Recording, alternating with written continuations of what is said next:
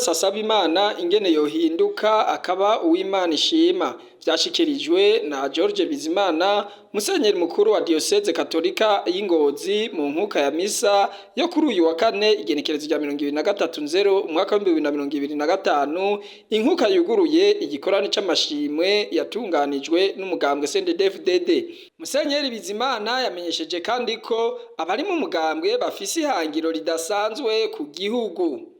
Kuyu munsi mwashimye guhera ku gisabisho c'inkuka ya misa mwaharasha. Nagomba rero mu nkundire ndabahanure kuko nakare twarinjiye mwaka mweranda wa yubile,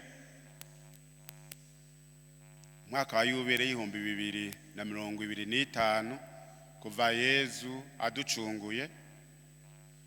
Papa arawutwugururiye twarawinjiyemwo n'umwaka mweranda. None rero duhamagariwe kutaguma hahandi, tugira intambwe yo gutera tuje imbere mu bintu bidusinzikaza. Harimwo vyinshi mugabo bishingiye ku gicumuro. Igicumuro naco kiri kwinshi kandi gifata amasura atandukanye akarutarutana,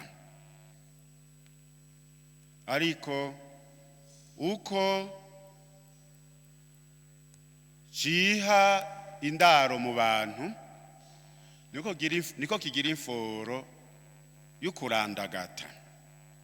Igicumuro cama gifise imforo y'ukurandagata, kandi aho giciye ikaza kirasobanga na kurya kw'inyuzi gagira amapfundo, mbere mu nyuma kikaba nk'uruhome. Aho rero kazara kwegera abantu amagorwa atandukanye. Ico duhamagariwe rero nugucagagura two tunyuzi. Mwebwe muri umugambwe uri ku butegetsi murafise mission, murafise responsabilité idasanzwe mu gihugu cacu, kuko ni mwebwe muhamagariwe gufata ingingo zibereye kugira ngo two tunyuzi tucagagurike.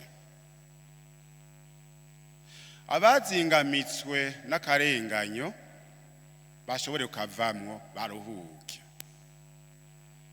abazingamitswe n'ubusuma bafatigwe ingingo, abiba bafatigwe ingingo kugira abibwa baruhuke, n'ibindi n'ibindi.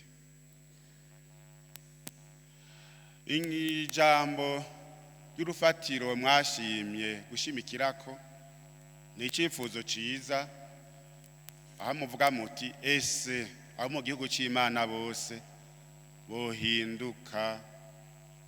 bohinduka abahanuzi. Si icifuzo gusa kuko bisanzwe biri muri kamere ibatisimu itujanamo. Ayo masengesho akaba yitabwe n'umukuru w'igihugu, inzego nkuru mu mugambwe CNDD-FDD, icegera c'umukuru w'igihugu, umushikiranganje wa mbere wa leta y'u Burundi n'izindi ndongozi nkuru hamwe n'abenegihugu. Tubibutse ko ayo masengesho yatunganijwe ku civugo ngo esi igihugu c'umukama cose cari gicitse ico abahanuzi. Radio